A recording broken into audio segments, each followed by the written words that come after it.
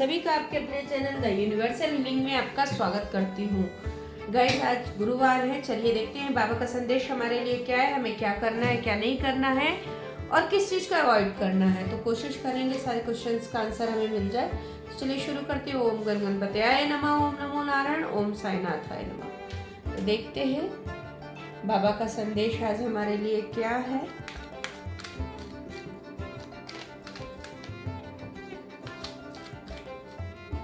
हमारा first card general reading है, उसी तरह लीजिएगा। यदि आपको लगता है ये चीज़ आपसे मैच नहीं होती है तो वो आपके लिए नहीं होगा, ठीक है।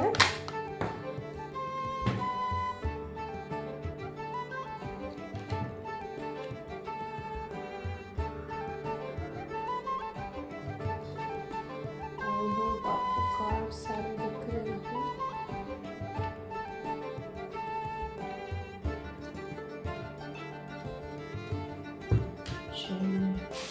शुरू करते हैं हम रीडिंग्स।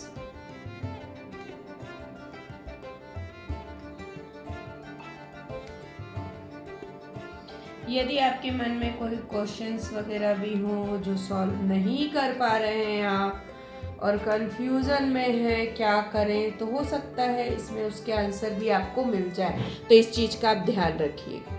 चलिए शुरू करते हैं।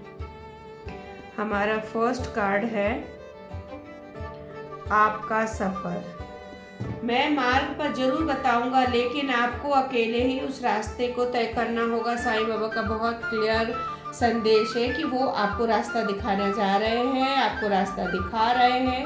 उस रास्ते पे आगे आपको अकेले ही चलना होगा, यानी आपको कर्म खुद ही करना होगा। रास्ता जरूर वो दिखा देंगे कि क्या करना है, कैसे करना है, इतना तक वो बता देंगे, लेकिन कर्म आपको खुद ही करना है, बाबा को नहीं। दूसरा है संतुलन। ऊर्जा का संतुलन भीतरी कंपन को नष्ट कर देगा। सांसों का अभ्यास कीजिए, प्राणायाम कीजिए। हो सकता है आपको इंडाइजेशन का प्रॉब्लम हो रहा हो, हेल्थ इश्यू हो रहा हो या पेट को लेके कुछ प्रॉब्लम्स हो रही हो, तो बाबा का क्लियर कहना है कि प्राणायाम कीजिए, मन को शांत रखिए, अपने जीवन में संतुलन रखिए, खाने पीने का ध्यान रखिए, टाइम पे खाना पीना जरूर होना चाहिए और पूरा सोना, ठीक है। तो हो सकता है कुछ लोग बैलेंस नहीं बना पा रहे होंगे, काम ज़्यादा होगा, या स्टूडेंटों को स्टडी ज़्यादा बच्चे कर रहे होंगे, या फिर आप कोई जो जॉब वगैरह कर रहे हो उनके लिए प्रॉब्लम हो रही, ज़्यादा टाइम तक वो अपने ऑफिस में ही बिता रहे हो, बहुत काम हो, अपने ऊपर ध्यान नहीं दे पा रहे हो, ये उन लोगों के लिए ध्यान कीजिए, जब कीजिए, प्रार्थनाएं कीजिए। अगर आप मेंटली डिस्टर्ब हो रहे हैं, कुछ लोग परेशान हैं, समझ में नहीं आ रहा करे क्या, कुछ करना भी नहीं चाह रहे और करना भी चाह रहे हैं, यानी उनको समझ में नहीं आ रहा, कंफ्यूजन है क्या करे क्या नहीं, और नहीं भी करना चाह रहे हैं, तो बाबा का बहुत क्लियर संदेश है, मेडिटेशन कीजिए। मेडिटेशन करेंगे मन शांत होगा और आपको क्या करना है वो समझ में आ जाएगा। स्वयं को स्वेच्छा से बाबा को सौंप दीजिए, अपनी अभिलाषित कहानियों को नहीं, यानी कि अपनी इच्छा से बाबा की शरण में आइए, किसी के कहने और बोलने से नहीं। यदि आपकी दिल बोलता है, आपको बाबा पे बिलीव है कि आपका काम हो जाएगा या बाबा आपका साथ देंगे, तो आप अपने विश्वास के साथ आइए, ठीक है। किसी और कहानियाँ सुन के नहीं आना है।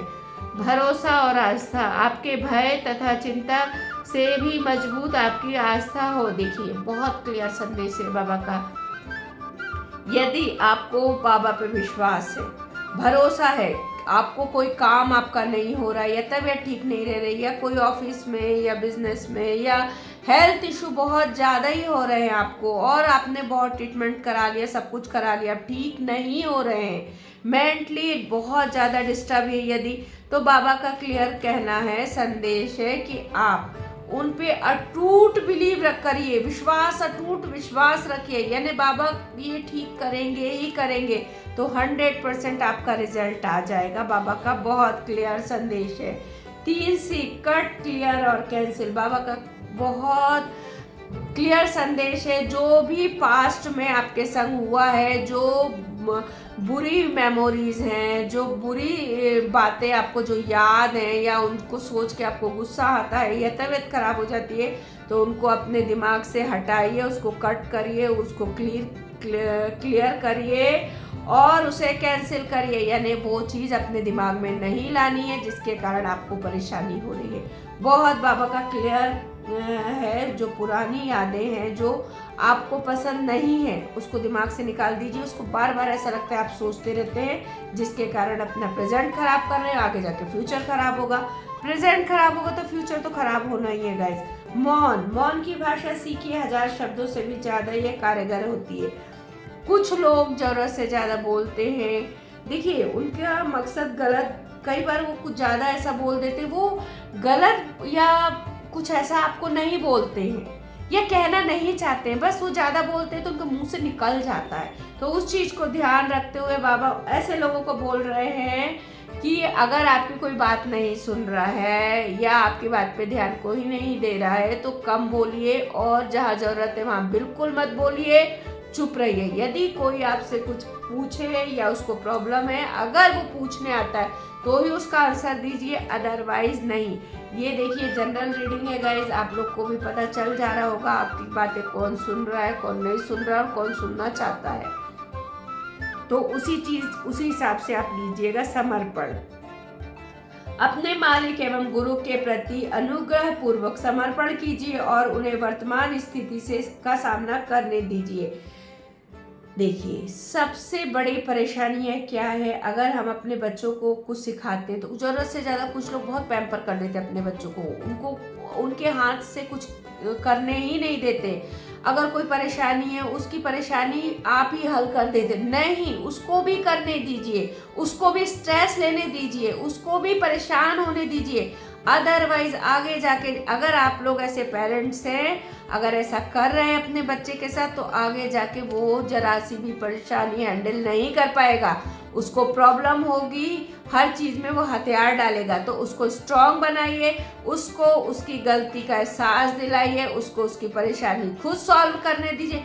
हाँ, यदि बहुत ज़्यादा बड़ा इशू हो जाए तो अगर आपको इन्वॉल्व होना पड़े वहाँ होइए, अदरवाइज हर छोटी चीज़ के लिए वो आपकी ओर देखता है आपका बच्चा और आप उस चीज़ को सॉल्व करते रहते हैं। तो बाबा का बहुत क्लियर कहना है कि उस चीज़ को आप अपने, अगर आपका बच्चे से कोई प्रॉब्लम हुई तो उसको खुद ही हैंडल करने दीजिए, उसको कुछ टेंशन लेने दीजिए, उसको परेशानी लेने दीजिए, उसको भी तो समझ में आए लाइफ क्या है आगे जाके। हर टाइम पेरेंट्स अपने बच्चे के संग नहीं रह सकते हैं, तो इस चीज़ का ध्यान रखिए। और कुछ लोगों के लिए कहा गया है, जो पेरेंट्स है, जो माता पिता हैं, जो भी आपको अभी प्रेजेंट में परेशानी हो रही है वो और आप सॉल्व कर ही नहीं पा रहे, आपने बहुत कोशिश की, आपसे प्रॉब्लम सॉल्व ही नहीं हो रही, तो आप बाबा से प्रार्थना कीजिए, उन्हें समर्पण करिए, अपने बाबा को कीजिए या आपके जो गुरु होंगे उनको कि ये परेशानी मुझे से सॉल्व परेशानी नहीं हो रही है, तो कृपया करके आप इस परेशानी का समाधान करें, आप करिए, ये चीज़ आप पे छोड़ते हैं क्योंकि ये परेशानी हम सॉल्व नहीं कर पा रहे हैं।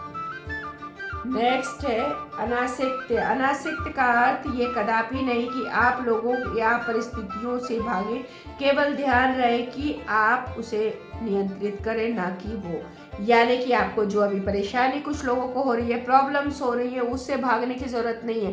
गाइस कहाँ भाग के जाएंगे आप, जहाँ भी भाग के जाएंगे ये परेशानी आपके पीछे पीछे आएगी।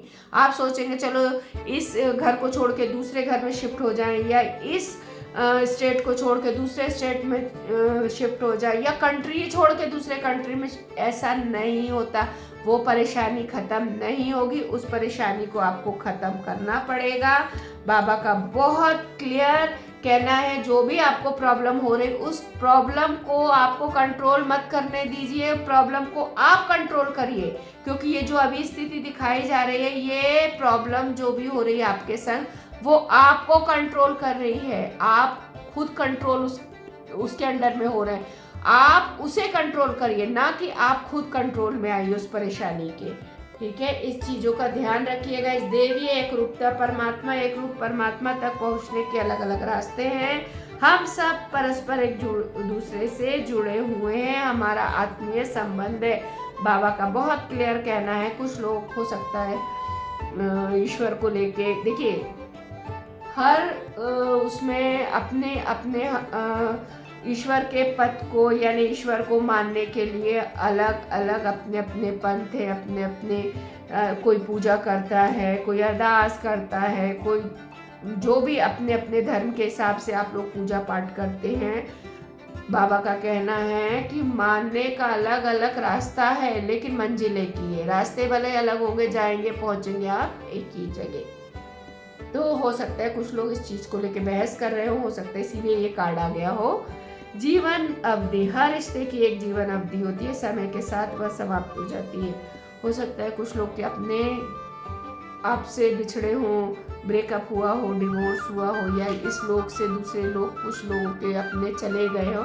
बाबा का क्लियर कहना है जीवन अवधि यानी कि आपके संग रहने का समय इतना ही था सामने वाले के पास, या आप साथ इतने ही टाइम तक, आप लोग अपने कर्मों के हिसाब से इतने ही टाइम तक रह सकते थे, या उस इंसान की एज इतनी ही थी, वो अपनी इस धरती पे अपना वो कर्म करके अपनी उम्र पूरी करके इस संसार से चला गया है।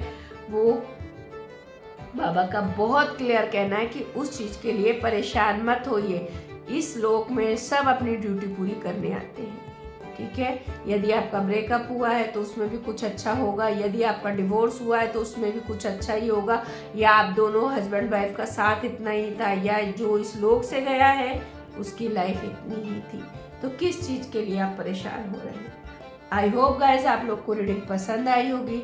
पसंद आई है तो गाइज प्लीज़ चैनल को सब्सक्राइब करिए, लाइक करिए, कमेंट भी करिए, शेयर करिए जिनको ज़रूरत है, हो सकता है इस रीडिंग से उनको हेल्प मिले, और बेल बटन जरूर दबाइए ताकि जब भी मैं वीडियो डालूँ आपको मिल जाए। Thank you so much.